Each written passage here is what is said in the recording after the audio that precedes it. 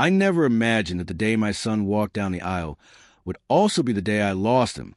I stood quietly at the back of the beautifully lit chapel, clutching my purse, my heart swelling with pride and unease. He looked radiant, glowing beside his bride. She was stunning, yes, but behind that perfect smile, there was something cold, something rehearsed. That morning, when I had leaned in to hug her, she'd wiped her cheek as if my touch had stained her. I swallowed my hurt, smiled, and told myself that for my son's happiness, I'd stay silent. But silence only lasts so long. It happened at the reception, right in the middle of laughter and clinking glasses. My son stood, pointed at me, and shouted, "Get out! My wife doesn't want you here." The entire room went quiet. My breath caught.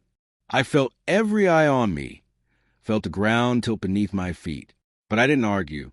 I simply smiled, holding back tears, turned, and walked away. That night, alone in my mansion, I replayed everything in my mind.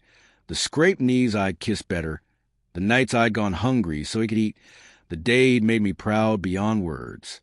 And somewhere between those memories, something hardened inside me. The next morning, he called. His voice was casual. "Mom, can we borrow your mansion for our honeymoon?" The same mansion I'd been exiled from hours earlier.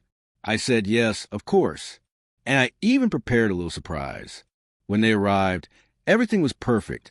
Rose petals scattered across the bed, champagne chilling in an ice bucket, and a note that read, "Enjoy your stay. Love, Mom." I imagined they laughed, thinking I'd forgiven them, until they turned on the television. Every screen flickered to life, each one showing the same thing. His new wife, in a recording, with another man, in that very house. He screamed. She fainted. I hadn't recorded it. I didn't need to. A few weeks before the wedding, my maid had found an old USB hidden behind a picture frame. Out of curiosity, she played it and discovered the bride's little secret. I'd meant to destroy it, but after the humiliation I suffered at the wedding, I realized some lessons needed to be taught. The video played on a loop across every TV in the mansion, living room, bedroom, even the bathroom mirror. The next day, my phone rang again. His voice was small, trembling. "Mom, she's gone. The marriage is over. I'm sorry." I didn't say much.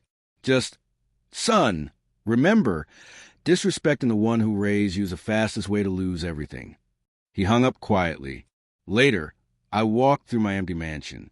The screens were blank now, silent. I didn't smile out of cruelty, only out of peace, because justice had been served. Revenge doesn't always come with shouting or fury. Sometimes it arrives softly, like a mother's tears turning into a storm. And if you think that's where my story ends, you don't know me yet.